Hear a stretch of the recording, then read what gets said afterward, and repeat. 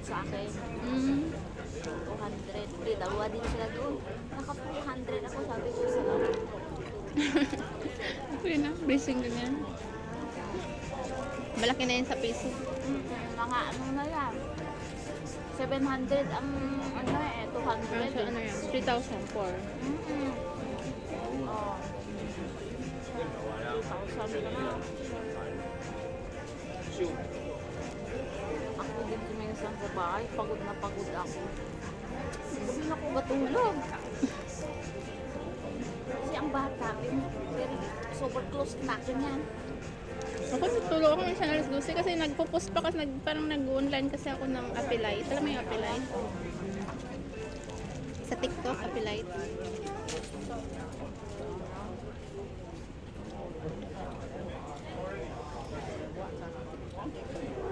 Ako talaga, pag nakaano na ako, parang mag-pray ako lang yan. Tapos gusto ko sana ano bala ng Bible, magbasa kasi sawa naman ng Diyos. Ulo, pay-pay ka talaga pag over ka sa trabaho dito. Kaya nga. Alam mo, ang dito na first timer na hindi na naranasan first time na maka-explain niya ganon. Mag-ano na siya, hands up na siya. Kasi ang life sa abroad, hindi kagaya life natin doon sa Pilipinas. Iba. Kaya nga.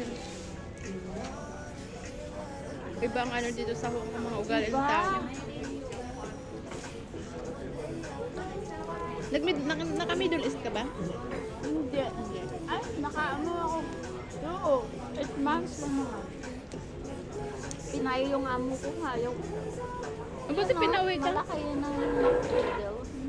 Buti pinauwi ka? Oo naman. Kasi sabi nila, usapan nila, dali nang nila ako. Nauna yung asawa niya. Kasi kung hindi nila ako pauwiin, i-deport ko sila, ma-deport sila. May sabi nila mahirap daw yung kapwa mo, Pinoy ang amo mo. Hirap nga, masyadong busisi. Tapos dili-dili pa sahod mo. Parang walang tiwala sa kapwa. Sabi pa ako. Para kung sino pala makasta. Tapos ang bata niya masyado ka okay, mati. Sabi ko, iwanan ko kayo ate Uwi ako, pawiin mo lang ako. Gusto ninyo ma-deport kayo lahat dito, isumbong ko kayo sa sa konsulado na ginagawa niya sa sabi ko, hindi ako papayag.